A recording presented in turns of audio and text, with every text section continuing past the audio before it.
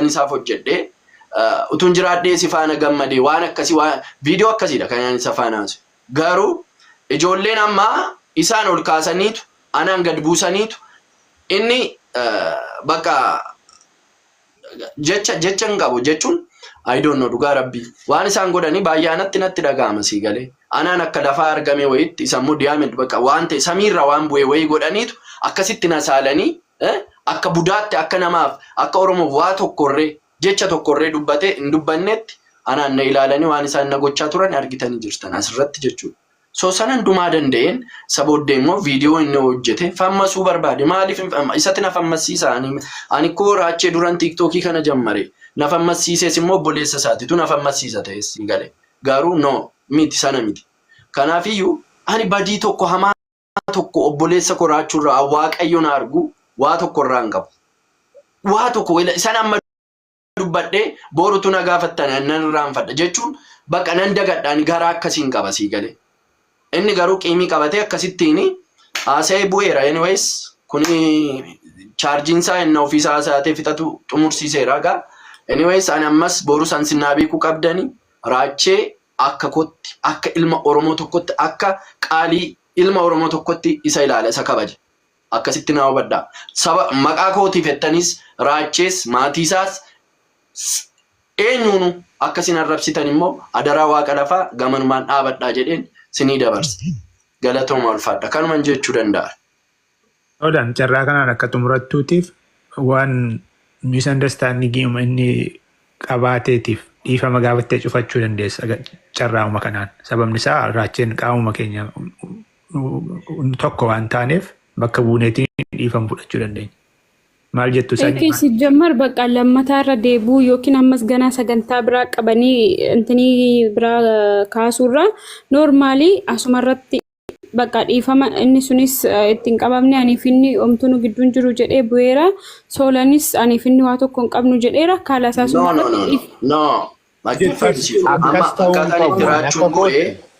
akkaataan itti raachuun bu'ee uummata Oromoo hundumaaf ifadha sii galee.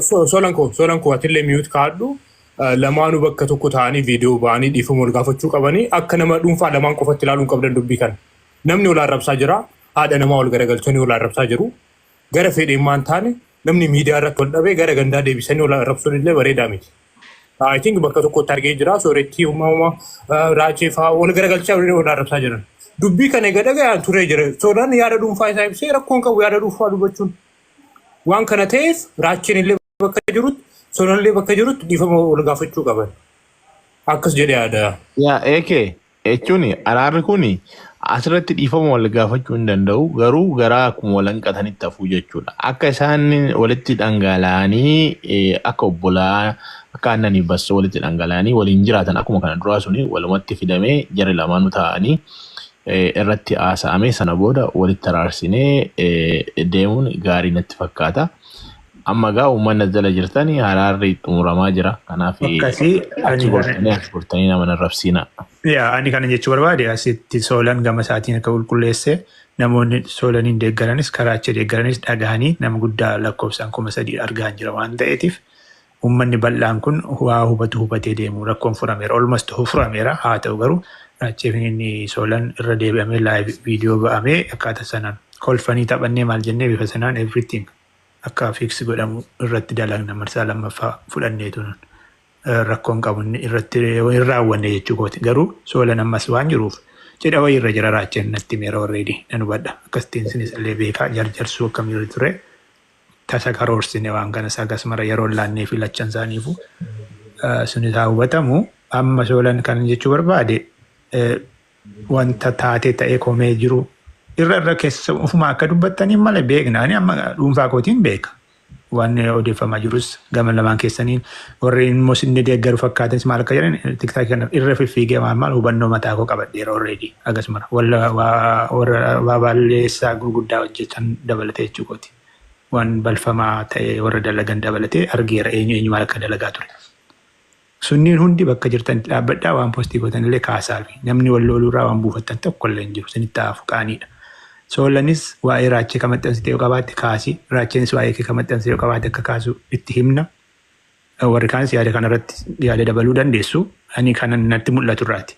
Yooniinis waan si komachiisu wayii waan kana ilaallatu yoo maxxansitee haafu waan kana barnoota kennuufis ta'u maalis yaadde haa ta'u waan maxxansitee jiraate kaasii ajandaa soolanii. Waan maxxansee hin qabu. Qeeqa kamiyyuu haa ta'u waan kana faana waa wal qabatu akkaawuntii keessanirra peejii keessanirra kaasaa piliis kabajaan isin gaafadhaa. Amma soolanan jettu jedhiitu soorettiin. Soorettiin illee dubbattu maal sitti fakkaata akkan taa yaadutti.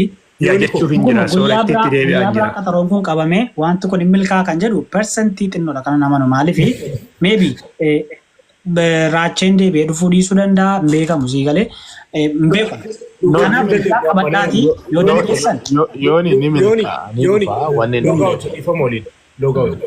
Amma soolanillee soorettiinillee namni as keessa jiru yaada birii kennuu hin qabu. Akka kabajaan olii dhufne kanatti kabajaan addaan ba'uu qabna. Raachellee neekist akkanumatti eegeeffaa dubbisanii sagantamanuma kan kee kanatti waamanii dubbisuu wayi. Amma soorettiinillee uummata akka dubbachuu hin qabdu. Soolanillee dubbachuu hin qabu. Ni finna raachuu rakkoon hin jiru. Yoo nama fixachiistan maalii rakkoon keessan? Inni asee bee waan ta'eef dubbatu akkuma bartan afaan irratti nama qabdu. Akka ifaa ta'utti uummataaf akka ifaa ta'utti inni kun orri kun illee otoo isaanii bareedaadha. Inni asee bee waan ta'eef. Yooni. Orri kunis Akkaasii eekena dubbatu waan dubbachuu jiru nan xumura. Eekeef ambooni raacheenii fiddu pirogiraamii qabadhaa keessaan haasa'aa. Ani soolee rakkoo hin qabu soolee faana jira waan ta'eef xaataan qabu garuu waan haasoftuu haasa'ii qabu. Maal jechuutti hin jira soolan waan keessa keerraa qabdu asumattuu xumuruu dandeessa. Uummanni akka quba qabaatutti akka sirriitti hubatutti jechuudha gama keetiin kan jiru. Raacheen wanta komeesaa kaaseetiin akka dhiifamaallee akka nagaa buusu illee si faana rakkoo qabaanne yoonillee komatee deeme yeroo dhiphoo sana keessatti jechuudha. Garuu nu ga'eera nu hin geenye walitti deemna nuti. Kana jechuun soolan raachee sirriitti ajandaa bal'aasaa qabannee walitti deemnee waan kana wallaannanna. Ani kanan jechuu jiru amma. Dhiifama guddaa. Ana waan nuti xiqqootti dabaluu barbaade. Xumuraa jirta. Okay, go ahead. Hayyee. Ana akka iddoon hin jirretti akka waan hundumtuu qoba akka waliin himanneeffanani. Kanumaan jechuudha. Himata miti himata toon taane dhiifama gaafachuullee ni danda'a rakkoon jiru bara nu jirra jechuun homaa jechuu miti raachee dhaga'ee aga'uu baatee wanti dhokataa ta'e hin jiru jechuudha. Nu amanaa nurraa fudhata. Soolan qulqulleesseera wanta misunderstanding jiruutiif dhiifamsi gaafateera jenna. Walitti deebisna immoo jechuuti jirra.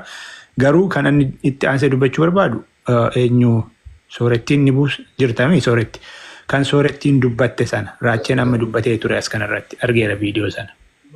Soorettiin illee akkaataa kamiin waan akkasii kaasoftee fi dhiifamas gaafachuu qabdite maal akka wanta jettu jedhi uummata fuulduratti isaa booddee waan maxxansite kana faana wal qabatee peejii keessa jiru yoo jiraate kaasii ka jedhu siif qabaa dubbachuu dandeessa soorettiin. Yooniinis akkaataama kana. Waan tokko siin jedhu dhiifama wajjin gaas erga sagantaa biraa qabnee walitti deebisna jettanii soorettiin illee bakka inni jirutti akkuma kanaan dura jedhame erga walitti deebuun immoo hin oolle sadan isaaniiyyuu iddoo tokko ta'anii amma fakkeenyaaf soorettiin sababa kanaaf hin jedhe yoo jettellee face to face ta'uu qaba isin galee osoo akkas ta'e natti tolaanaan illee maaliif jennaan bakka inni bakka raacheen jirutti hundi isaaniiyyuu ta'anii sababa akkasiiti bal'inaan bakka akka garaa warritti bal'ataniif akkuma sila jettan osoo akkas ta'e isa dhawayyaa masii galee asirratti amma dhiifama wal gaafachuu rakkoo faayidaan qabu. Waan hundumaa haasa'uu dandeenya sii galee. Raachee hin finna guyyaa biraa qabadhaati kaza akkasitti yoo ta'e wayyanatti fakkaata dhiifama wajjin itti fufa. Maali sa'aatii hedduu qabaami sa'aatiin itti guyyaa tokko teenyee ittiin haasa'uu dandeenyu numa jiraata. Sa'aatiin yoo qabaate sa'aatii saajjisti godhaate waan jiru waan garaasaa keessaa baasee nutti dubbatee waan garaa keenya keessaa baasnee itti dubbanneetu dhiifama wal gaafannee walirraan adda garaa qulqulluudhaan adda gallasii galee garuu kan isaa dubbatatee bu'ee kun akkasittiin ta'uu akkatti isin laaltanan hin beeku ammas taanaan nuti qiimii tokko walirraan qabnu eddee inni jirutti eddee hundi keenya wal geenyetti teenyee dhiifama wal gaafannee buuna akka sedhee yaada eekkee sii galee amma. Yaa naaf galeera akkaataatti dubbii ilaallutti garaagarummaa qaba malee ani kan jechuu jiru wanta dubbatametu raachee dallansiise raacheen lammataarra dhufeemi waan dubbatame sun amma jechuu san irra deebi'uun barbaanne raacheen kan asumatti dubbatee deeme jechuudha. Sana viidiyoo soorettiin dubbatte irraa argeera. Kallattii kamiinuu gaarii isaa yaadamu hamaa isaa yaadamu raachee mufachiiseera waan sana ilaallatee soorettiin dhiifama gaafachuun akkam maal fakkaata. Kanumaan waa'een soorettii keessaa ba'a raacheen illee wantatti mufatee waan kana babal'isuuf hin qabaatu jechuudha. Itti himna marsaatti aanu soolan faana yoo wal argitan laayivii yeroo dubbannutti sirriitti daran keessa galleetiniin waan nagaatiniin kolfinee qulqulleessineetiniin bira kunnaa jechuudha. Maal isinitti fakkaata? Gaarii ture garuu wantichi immoo ka'umsisaayyuu soorettii bira dhabanii akkas walitti dhufee wanta ka'ee fi I think wanta qobaatti adda ba'u natti hin fakkaatu. Isaan lamaan wal faana yoo isa duukaa dubbatan akka kootti dhagaa gaarii natti fakkaatan. Dubbadhu. Eke. Ilaa.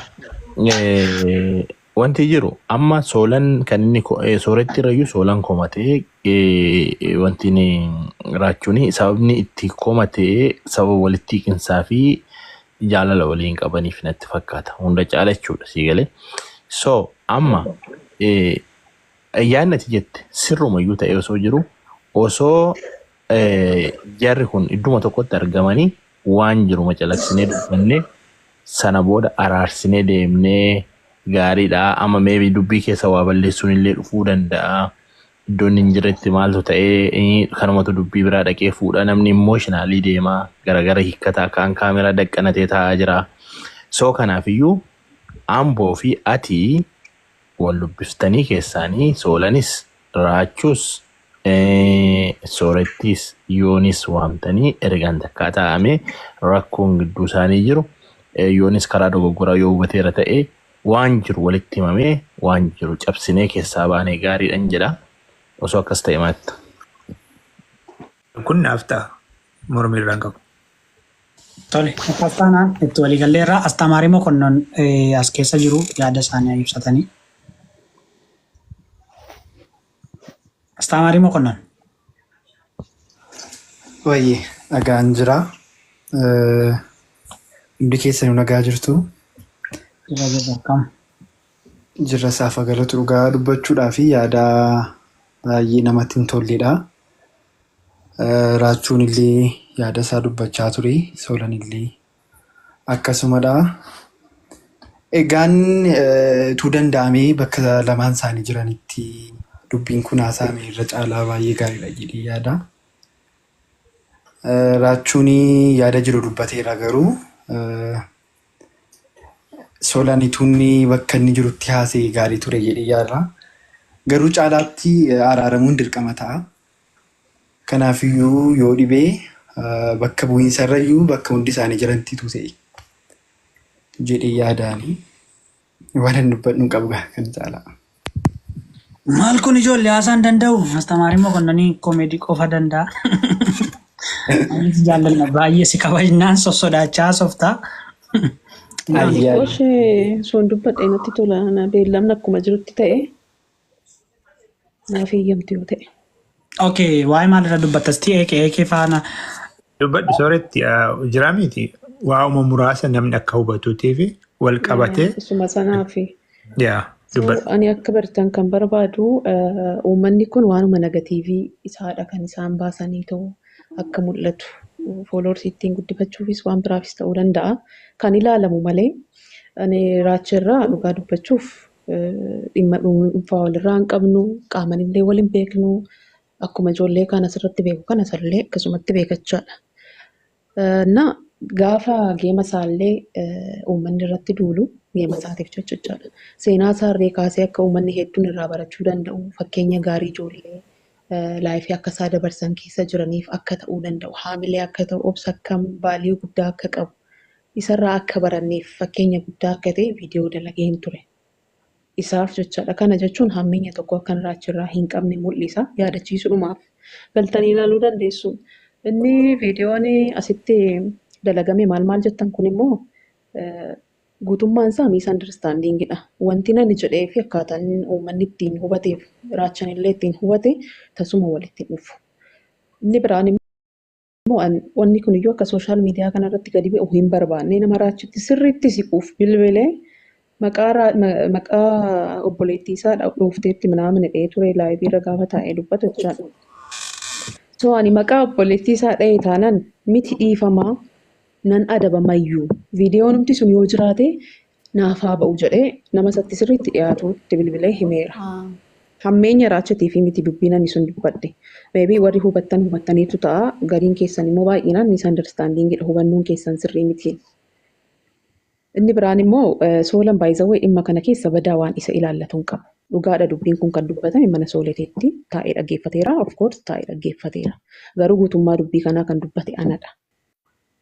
Maalirraa ka'ee akkan dubbadhe iyyuu amma yaadadhu waan isin dhibuuf. Maaliif yoo jettanii dubbiin kun at least naannoo ji'a lamaa waan akkasiidha. Maaliif dubbiin kun iyyuu ji'a lamaan booda ka'ee amma akka ajandaa ta'es naan galu kan gaafii natti ta'e tokko jechaadha. Inni biraan uummata Oromoo hundayyuu dhiifaman gaafadhaan because sababan ani ba'ee agas ajandaa ta'a jedhee yaadne waan akkasii haasa'ee kanaani ajandaa godhattanii hojii ta'ee keessanii hiiktanii baay'inaan suura gadi gaggalagashuu daqiiqaa hedduu namatti fudhata. Biizii isin gochuu kiyyaaf iyyuu dhiifama guddaa. Raacheen immoo irra deebi'eensitti kun misunderstanding. Akkaataan ani kara deemtuutti hin jedhayyuu akkamitti akkaata ofitti garagalchite hin beeku malee indirectly kara deemtuu hin jedhe. Siigala miti. An maqaa Haacaaluu Hundeessaa nama tokkoof hin moggaasinaa. Haacaaluun Haacaaluudha. Ilma sabaaf du'ee sabaaf falmee sabaaf hidhamaa turedha. Haacaaluun tokkoof tokkicha. Ammas gara fuulduraattis waanan jedhu kanumaadha baay'isawwee dhimma Haacaaluu irratti. Waan gaafii hin qabne jechaadha. Kanadha kan inni jedhe malee akka uummanni kun hubatee ajandaa olii gadi fiigsaa jiru kana miti. Maqaa warra isaatti iddoonitti dhaheen qabu. Ilaa maqaa warra isaa immoo itti dhoofte jedhaniitu ammoo iddoo haasaan sanitti akkam akka ta'e beektaa. Raacheen seenaa hedduu nama mararu keessa darbee jedhan koomentii dhumarratti jechaadha. Hundi keenyayyuu lammii Itoophiyaa warri qabnu warri taane hundumti keenyayyuu seenaa nama gaddisiisu hedduu qabna. Maybe seenaa isaatii gadiyyuu kan mararaa bakka nama gaddisiisu kan qabu hedduutu jira. Garuu chaansii ittiin ba'ee sooshaal miidiyaa irratti dubbatate hin qabne ta'a. Hundi keenyayyuu rakkattuudha. Akkasitti nama hin hubatinaa jedhee dubbadheera. Viidiyoon ba'ees jiraachuu danda'a. Dhimma kanaa gaafan dubbadhe jechaadha. So walumaa galatti dubbiin ani raachee irratti qabameeyyuu dubbachuu barbaade maalidha? Yeroo baay'ee kun amma biyya keessa jiraatanii sagalee namaa ta'uu dhiisuu ta'uu danda'an. Haala biyyattiin keessa jirtu ilaalchisee jechaadha. Mirga isaadha abbaa fedhee sagalee ta'uu danda'a, dhiisuu danda'aadha. Namni isa dirqisiisu jiru anallee akkasuma jechaadha. Uummanni salaalee gadi ba'ee ilma namaa akka horiitti gaafa qanbaratti kaa'eetu araara jedhee kadhatu yoo xiqqaate viidiyoo diyuut gochuu qabayyuu. Ijoolleen keenya immoo ijoolleen dandeettii qaban taalentii ta'an hedduun jiraachuu danda'u. Gaafa geema itti ergan yoo xiqqaate diiklaayin gochuu yoo baate rakkoo maal qaba? Geema takka uffaana yoo taphachiiseen fooloorsii hedduu argatanii beekamtii argachuu danda'uuni. Karaa ittiin ba'an dhabanii ta'uu danda'a. Rakkoo maal kanadha kan inni jedhe malee akkaataa inni ittiin understand godhe saniin miti jechaadha. Hubannootu dogoggora. So kana kan inni jechuu barbaade galatooma. Thank you. Soritti galatoom siin jenna.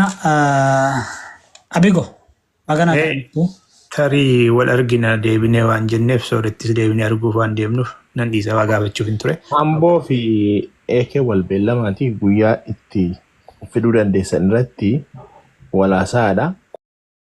Komii amma waa'ee hawaasaa irratti ijoollee foloorsii qabdu kana komachaatuma oolla. Hundayyuu ani komachaatuma oola namni waan naan jedhu hin beeku malee. Jechuun maaliifin akkasin ta'uu eega foloorsii qabaatanii eega sagalee qabaatanii maaf uummataaf sagalee hin taatanii jedhee yoonii kanayyuu arrabsee beeka. Manuma isaatti jechuudha. Nama hundaanuu numan kumadhaa nama fakkeenyaaf waan akkasii irratti